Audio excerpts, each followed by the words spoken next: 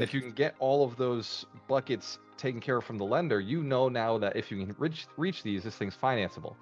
A lot of people, I mean, you see Cody Sanchez all the time. She's telling people, "Oh, Yes. buy businesses, that they don't do their taxes, they don't have systems, they're not financeable. They'll do seller financing." Your goal when you sell your business is to not be one of those. You want Yeah. to know what the bank needs, so the next person can actually pay you So more without the seller financing. P&Ls, the balance sheets need to be airtight with right to the pennies.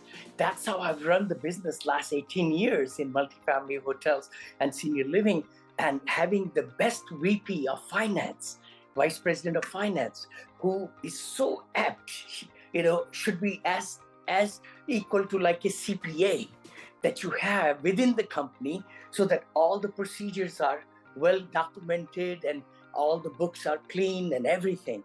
That's the biggest problem, is that when we hustle and we don't have other team members, then we lack on financial side of the business.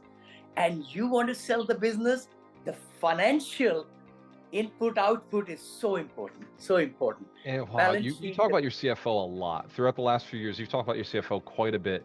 For people who are listening, his CFO is not a bookkeeper, right? Everybody needs a bookkeeper. That's Oh not a no. question. This is somebody who understands the financing of the banks, like understands the Yeah. position that this building or this business has to get to in order for the bank to go finance it. It can't just be you who knows these things. Your staff has to be working towards those figures themselves. So the third one is create recurring revenue streams. Oh, that's the number one thing.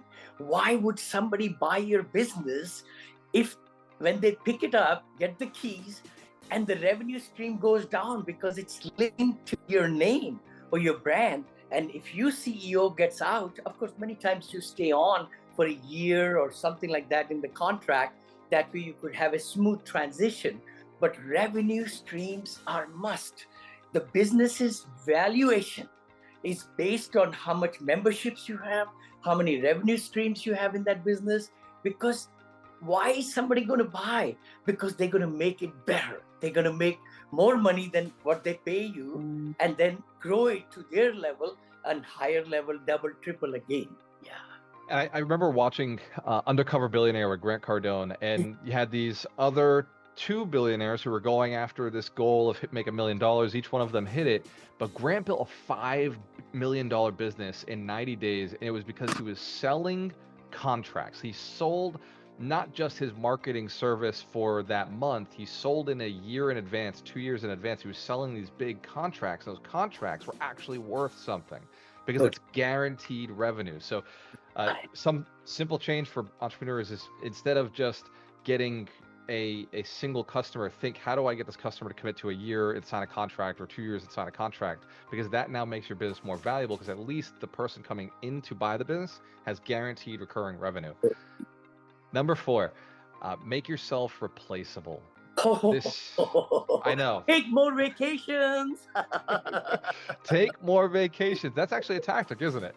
I know it is, because the thing is, I'm so humbled that nobody needs me when we go for 18 days off, 21 days off, or 30 days off, and the things are working.